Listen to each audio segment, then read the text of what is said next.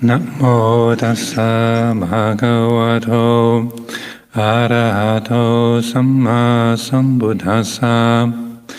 Namo tassa bhagavato arahato samma sambuddhassa. Namo tassa bhagavato arahato samma sambuddhassa. Buddhang dhammang sanghang namasami. On today being the anniversary of Luang Por Chah's passing away, January the 16th, was 29 years ago, in 1992, that his life in this world came to an end. So we take this day to recollect his life and teachings, and I'll give a few readings this morning from some of his Dhamma talks. This is the collected teachings of Luang Por Chah. And first of all, I'll start off with a Dhamma talk called Not Sure. There'll be selections from a number of different Dhamma talks that I plan to offer this morning. There was once a Western monk, a student of mine. Whenever he saw Thai monks and novices disrobing, he would say, "Oh, what a shame. Why do they do that? Why do so many of the Thai monks and novices disrobe?" He was shocked. He would get saddened at the disrobing of the Thai monks and novices because he'd only just come into contact with Buddhism. He was inspired. He was resolute. Going forth as a monk was the only thing to do. He thought he'd never disrobe. Whoever disrobed was a fool. He'd see the Thais taking on the robes at the beginning of the rains retreat as monks and novices, and then disrobing at the end of it. He would say, "Oh, how sad. I feel so sorry for those Thai monks and novices. How could they do such a thing?" Well, as time went by, some of the Western monks began to disrobe, so he came to see it as something not so important after all. At first, when he'd just begun to practice, he was excited about it. He thought it was a really important thing to become a monk. He thought it would be easy. He'd see people becoming monks for only one rains retreat and get upset. Later on, he reached a stage we call bored with the holy life. He let go of the practice and eventually disrobed. "Why are you disrobing?" I asked him. "When you saw the Thai monks disrobing, you'd say, 'Oh, what a shame, how sad, how pitiful.' Now, when you yourself want to disrobe, why don't you feel sorry?" He didn't answer. He just grinned sheepishly.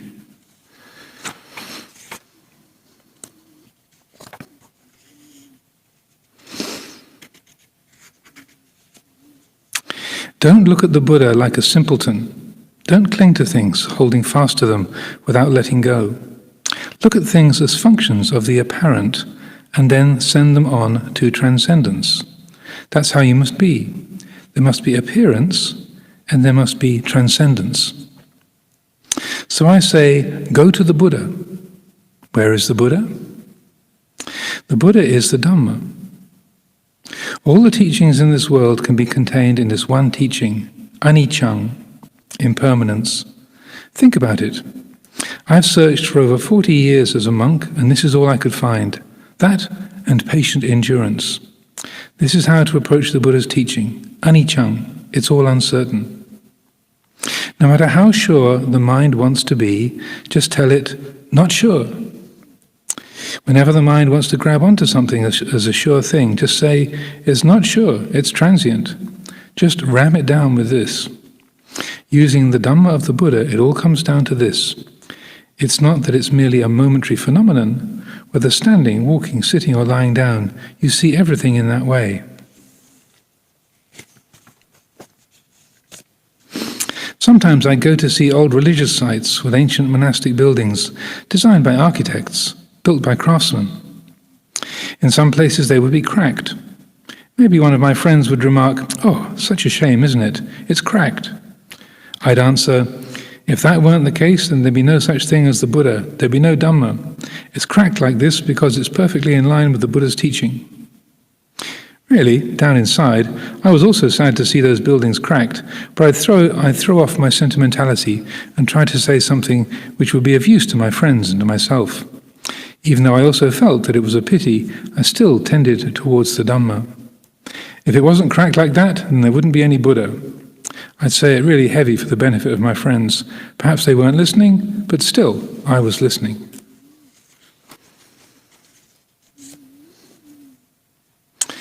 Not discarding anicca, the Buddha. This is what it means to say that the Buddha is still alive.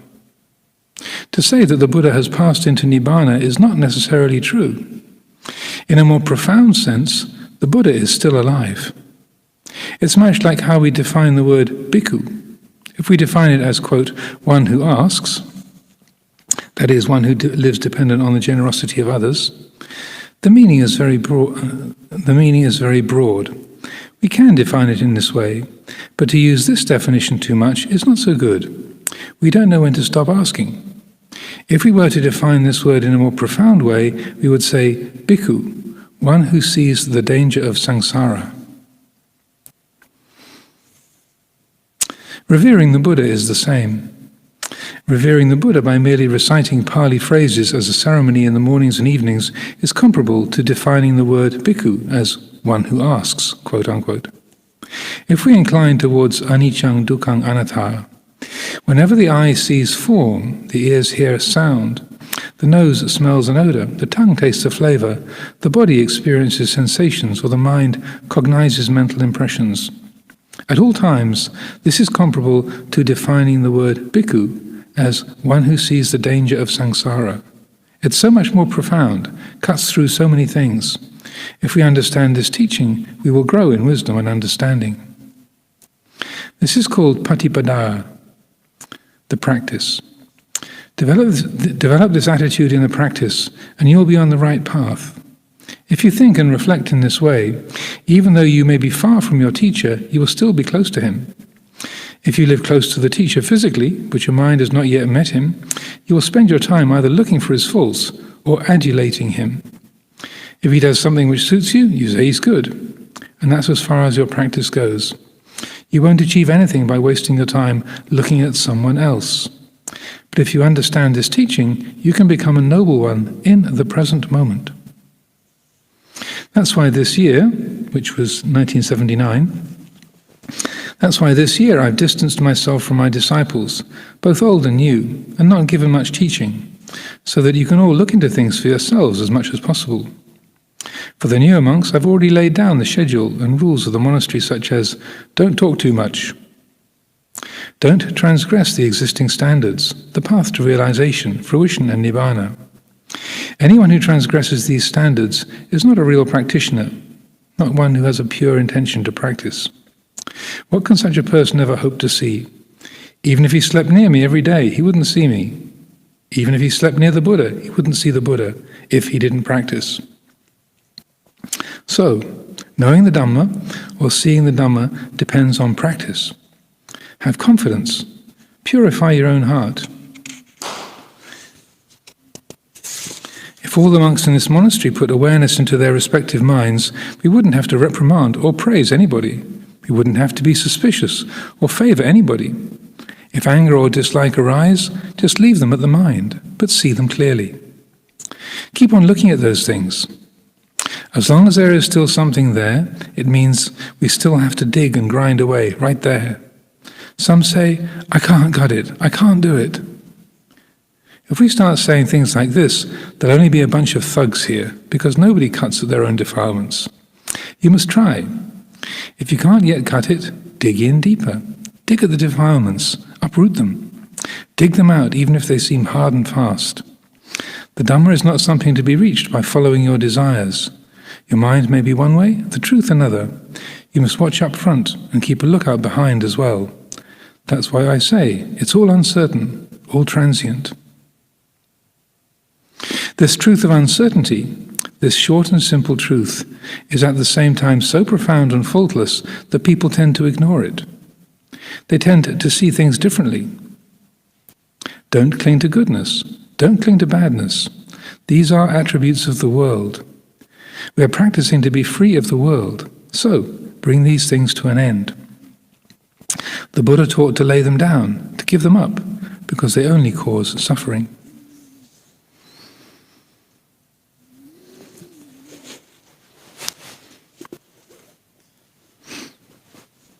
So this next passage, so in 1979, Luang Por Chah spent the rains retreat in the small village monastery where he was originally a temple boy and a novice in Bangkok.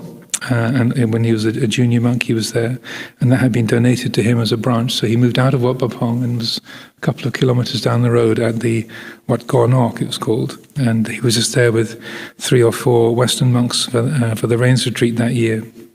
That was the last time I saw him, was just before that rains retreat began. I took my leave of him at Wat Gaw Nok in October of 1979. So this is from a talk called Toward the Unconditioned.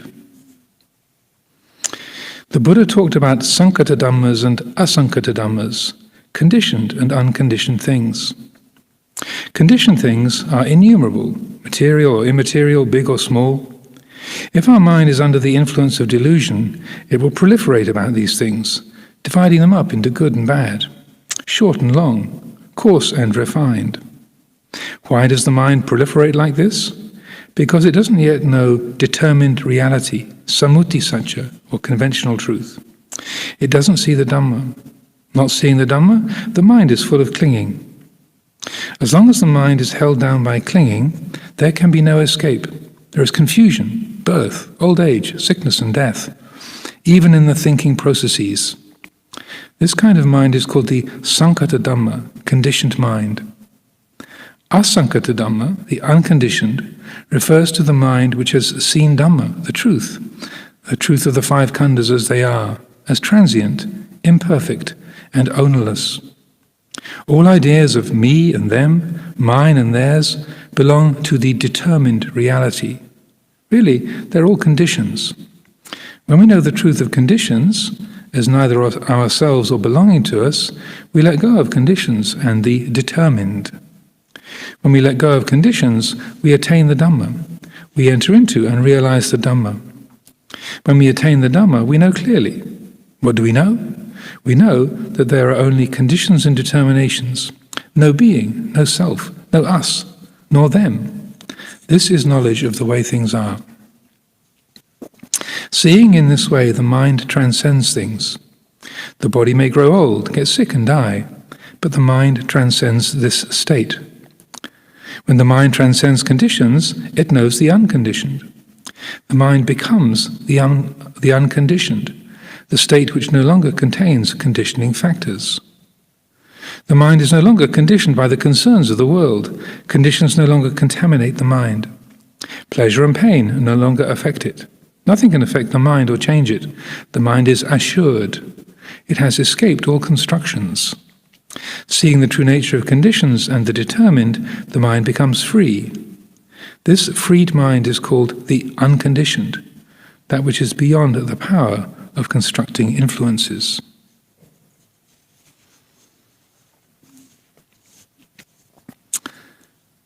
And this next little talk, this was written down after an informal evening over at Wat Pah Pong. The Ajahn at Wat Nanachat recollected what had been said, what had happened, and he, when he got back to Wat Nanachat, then he wrote his recollections down. So this is called learning to listen. During an informal gathering at his residence one evening, the Ajahn said, "When you listen to the Dhamma, you must open up your heart and compose yourself in its center. Don't try and accumulate what you hear, or make painstaking efforts to retain it through your memory. Just let the Dhamma flow into your heart as it reveals itself, and keep yourself continuously open to the flow in the present moment. What is ready to be retained will remain. It'll happen of its own accord, not through forced effort on your part. Similarly, when you expound the Dhamma, there must be no force involved. The Dhamma must flow spontaneously from the present moment, according to circumstances. You know, it's strange, but sometimes people come to me and really show no apparent desire to hear the Dhamma, but there it is, it just happens. The Dhamma comes flowing out with no effort whatsoever. Then, at other times, people seem to be quite keen to listen. They even formally ask for a discourse, and then nothing. It just won't happen. What can you do? I don't know why it is, but I know that things happen in this way. It's as though people have different levels of receptivity, and when you're there at the same level, things just happen. If you must expound the Dhamma, the best way is not to think about it at all. Simply forget it. The more you think and try to plan, the worse it'll be. This is hard to do though, isn't it? Sometimes when you're flowing along quite smoothly, there'll be a pause, and someone may ask a question. Then, suddenly, there's a whole new direction. There seems to be an unlimited source that you can never exhaust. I believe without a doubt in the Buddha's ability to know the temperaments and receptivity of other beings. He used this very same method of spontaneous teaching. It's not that he needed to use any superhuman power, but rather that he was sensitive to the needs of the people around him, and so taught to them accordingly. An instance demonstrating his own spontaneity occurred once when he had expounded the Dhamma to a group of his disciples. He asked them if they had ever heard this teaching before. They replied that they had not. He then went on to say that he himself had also never heard it before. Just continue your practice no matter what you're doing. Practice is not dependent on any one posture, such as sitting or walking. Rather, it's a continuous awareness of the flow of your own consciousness and feelings. No matter what's happening, just compose yourself and always be mindfully aware of that flow. Later, the Ajahn went on to say, practice is not moving forward, but there is forward movement. At the same time, it's not moving back, but there is backward movement. And finally, practice is not stopping and being still, but there is stopping and being still. But you can't say that it is any one of these three. Then practice eventually comes to a point where there is neither forward nor backward movement, nor any being still. Where is that? On another informal occasion, he said, to define Buddhism without a lot of words and phrases, we can simply say, don't cling or hold on to anything. Harmonize with actuality, with things just as they are.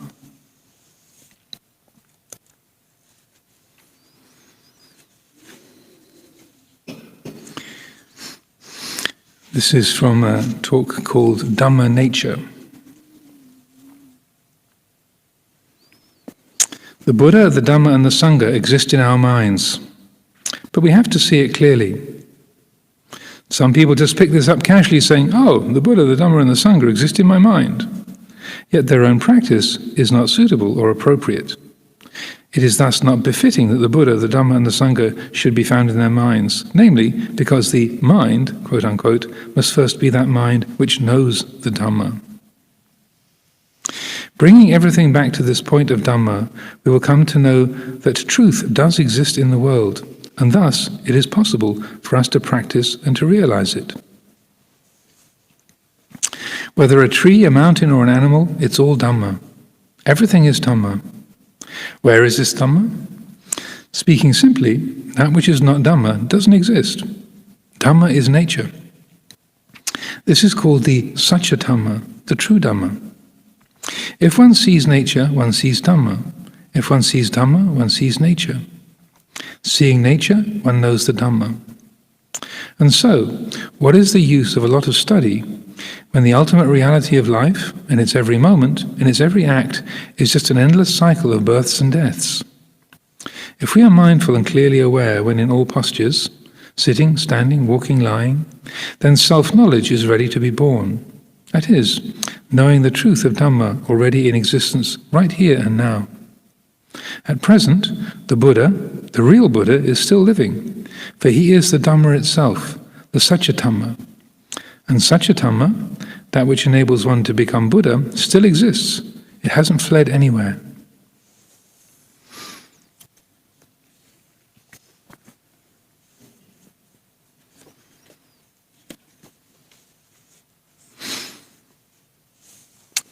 And then this is a talk called Convention and Liberation. The things of this world are merely conventions of our own making. Having established them, we get lost in them and refuse to let go, giving rise to clinging to personal views and opinions. This clinging never ends. It is samsara, flowing endlessly on. It has no completion. Now, if we know conventional reality, then we'll know liberation. If we clearly know liberation, then we'll know convention. This is to know the Dhamma. Here there is completion.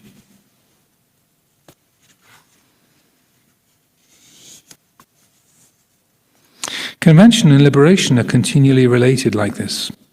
Even though we use convention, don't place your trust in it as being the truth. If you cling to it, suffering will arise. The case of right and wrong is a good example. Some people see wrong as being right and right as being wrong. But in the end, who really knows what's right and what's wrong? We don't know. Different people establish different conventions about what's right and what's wrong, but the Buddha took suffering as his guideline. If you want to argue about it, there's no end to it. One says right, another says wrong. One says wrong, another says right. In truth, we don't really know right and wrong at all, but at a useful, practical level, we can say that right is not to harm oneself and not to harm others. This way fulfills a constructive purpose for us. After all, rules, conventions, and liberation are simply dhammas. One is higher than the other, but they go hand in hand. There is no way that we can guarantee that anything is definitely like this or like that. So the Buddha said just to leave it be. Leave it be as uncertain. However much you like it or dislike it, you should understand it as uncertain. Regardless of time and place, the whole practice of Dhamma comes to completion at the place where there is nothing. It's the place of surrender, of emptiness, of laying down the burden.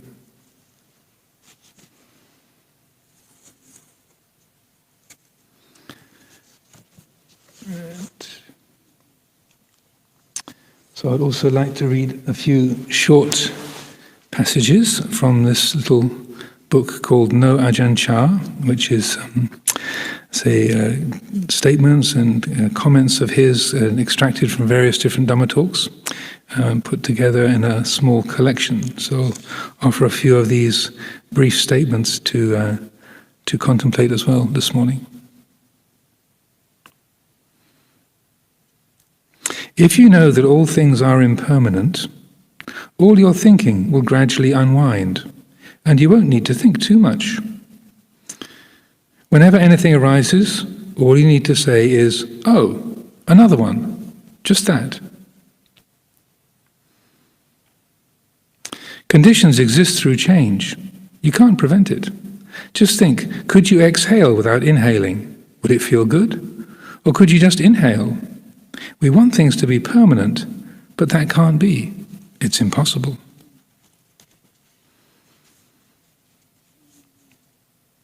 Some of you have come from thousands of miles away, from Europe, from America, and other far-off places, to listen to the Dhamma here at Nongbapong Monastery. To think that you've come from so far and gone through so much trouble to get here, then we have these people who live just outside the wall of the monastery, but who have yet to enter through its gate. It makes you appreciate good karma more, doesn't it? I hope it does.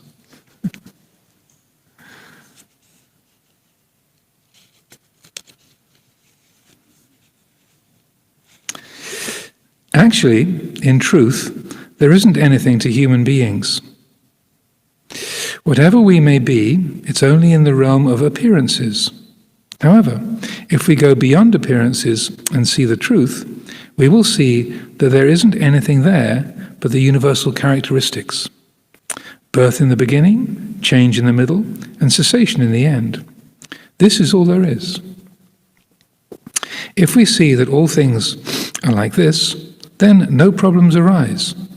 If we understand this, we will have contentment and peace.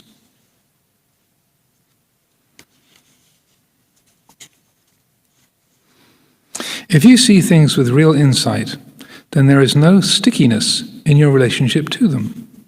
They come, pleasant and unpleasant. You see them, and there is no attachment. They come and they pass. Even if the worst kinds of defilement come up, such as greed or anger, there's enough wisdom to see their impermanent nature and allow them to just fade away. If you react to them, however, by liking or disliking, that isn't wisdom. You're only creating more suffering for yourself.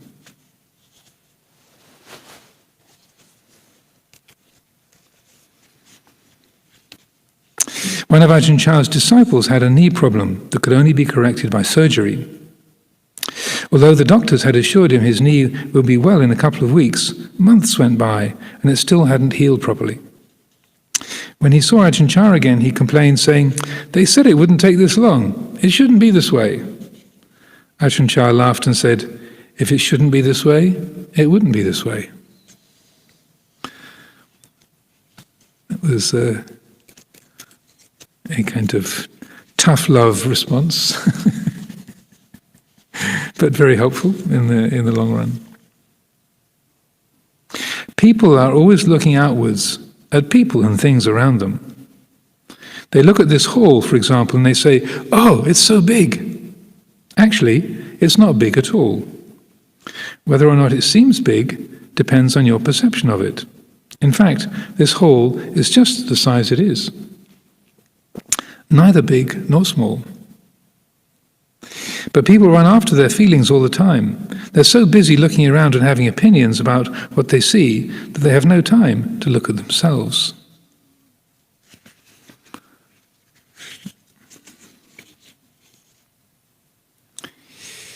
More than merely teaching people, Ajahn Chah trained them by creating a general environment and specific situations where they could learn about themselves.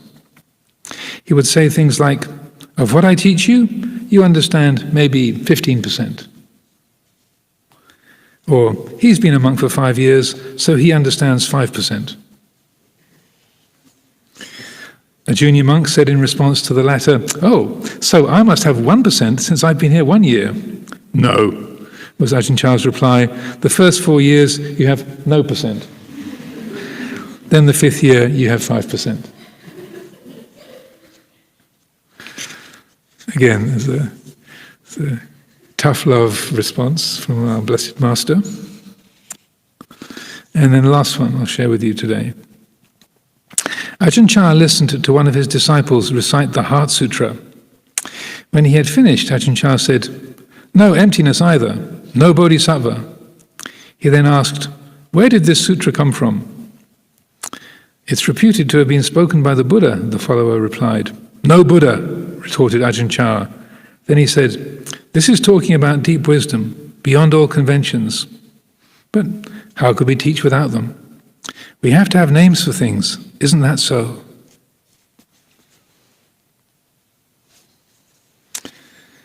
So for these teachings, this array of different reflections, thoughts, teachings from Luang Por Chah on this particular occasion. So normally there will be a bit more of a gathering and a large collection of people at Wat Pah Pong over many days to celebrate the life and teaching of Luang Por Chah. But because of the COVID-19 pandemic, then Luang Por Liam had to cancel the gathering, both for lay people and for the monastics. So it's a very unusual year. This is the first year since Luang Por Chah's passing away that they haven't had a gathering at Wat Pah Pong. But as we can get the flavor of these teachings and take them to heart, we realize it's not just in how we arrange the material world that things are really,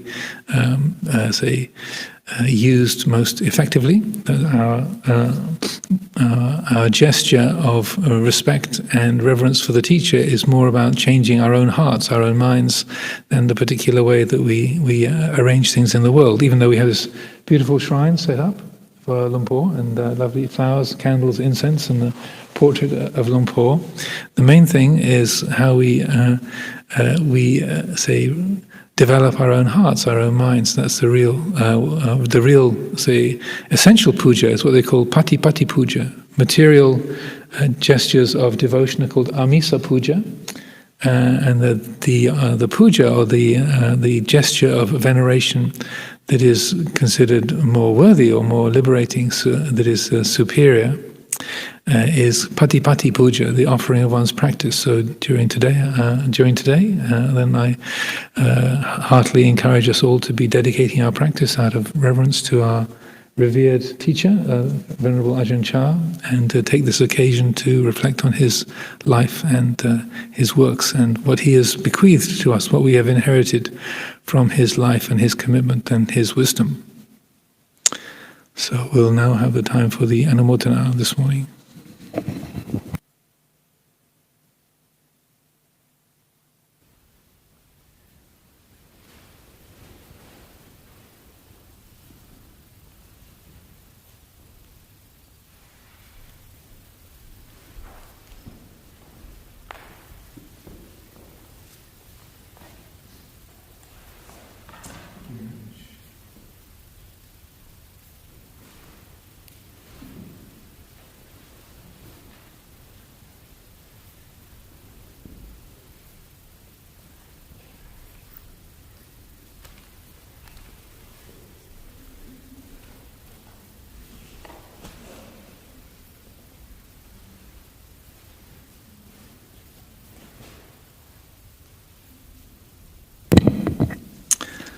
So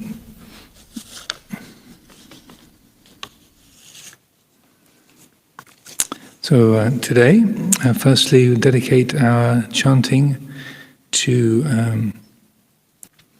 the Kalyanamitta, a spiritual friend of Emily, who she says brought her to the Buddha's teachings. Today he flies to Thailand to embark upon the homeless life. With the dedication, may he always meet with conditions supportive to the development of Sila, Samadhi and Panya for the complete liberation of heart and mind from suffering. It's from Emily, who's part of the winter retreat support team here. Also today, dedicate blessings for the family Chandi and Atula, Stephanie and Hansini, daughters, Gayan and Nimash, son-in-law, and also granddaughter Nalaya.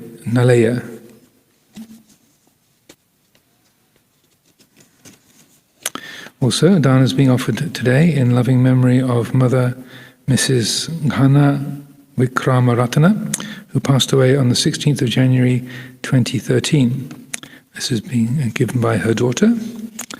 And then lastly, Dana is being offered by Don Chintaka Huladua, with dedications for Mother Sunila Pereira for her health and well-being in Sri Lanka.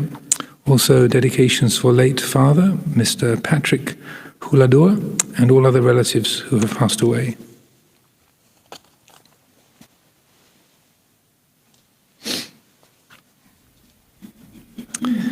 Yatha varivaha pura pariparandi sagarang evameva hitodinang petanang upakapate ichitang patitang tumang kipameva samijatu sabe parantu sankappa chando pannaraso yatha manicho tiraso yatha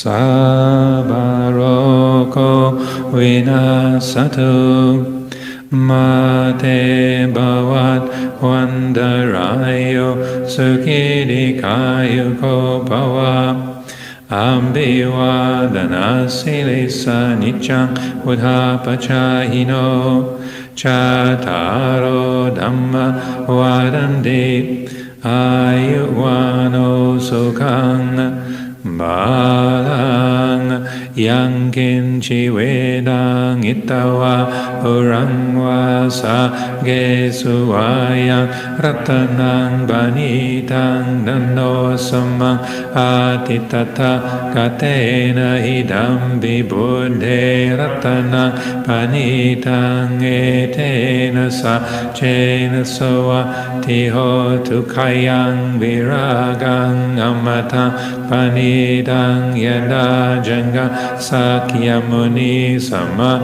ito natena dhamme na samadhi kinshihita pidhamme ratanang vanitang tena sajena sawa tihotu yambo daseto bariwa nai sucheng samadhi mana tarikan yamahu sama Dina tena samo navi jati hidam bidamme ratanang banit etena sajena soa tihotu ye pukala atasatang vasada cha tariyeta niyugha nihonti te dakenaya sugata sasavaka ete sudinani maha palani idam bisanghe ratanang banitang etena sa Chena soa tihotu yesu payuta manasa talena ni kamino gotamasa sanamite patipat amatang vikaya lada mudani puting bunjamana ida pisanghe ratanang banitang tena sacena sawa tihotu kinang puranang nawa nati sambhavang virata jit Yatike pavasming dekina bija aviruli chandani banditira yata yambari povida pisanghe ratanang banita etena sa chena sawa tihotu bhavatu sabamangalang rakandu sabandevata sababunda nupavena sadasot bhavantu te bhavatu sabamangalang rakandu sabandevata sabadhamma nupavena sadasoti bhavantu te bhavatu sabamangalang rakandu sabandevata sabasangano bhavena sada soti bhavantu te